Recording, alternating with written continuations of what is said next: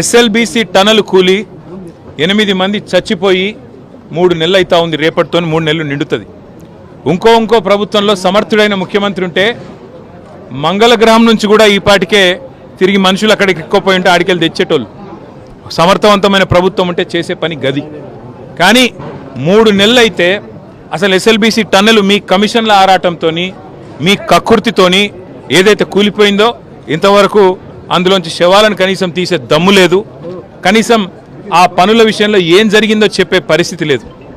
అదేవిధంగా Sunkishala retaining wall కూలిపోయింది. Sunkishala retaining wall కూలిపోతే ఇప్పటి వరకు ఆ సంస్థ మీద కానీ ఆ ఎందుకు కూలిపోయిందన్న దాని మీద కానీ ఎలాంటి ఎంక్వైరీ లేదు, ఎలాంటి కమిషన్ లేదు. ఆ సంస్థ మీద ఎలాంటి చర్య తీసుకున్న పాపాన పోలేదు. వట్టెం పంప్ హౌస్ మునిగింది కాంగ్రెస్ వచ్చిన తర్వాత, ఇంతవరకు దాని మీద చర్యలు లేవు.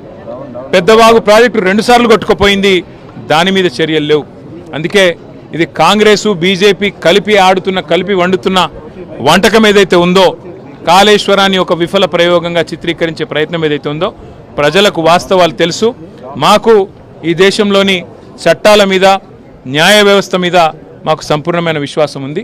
తప్పకుండా ఈ ప్రభుత్వాన్ని మాత్రం తప్పించుకుందామనే ప్రయత్నం చేస్తూ ఉన్నారు. అంటే కమిషన్ల పేరిట, కాలయాపన పేరిట, కమిటీల పేరిట తామిచ్చిన 6 గ్యారంటీలు, 420 హామీలు, వాటిని ప్రజల దృష్టి వాటి నుంచి పక్కకు తీసుకుపోయే ప్రయత్నం ఏదైతే చేస్తున్నారో వదిలిపెట్టే సమస్య లేదు.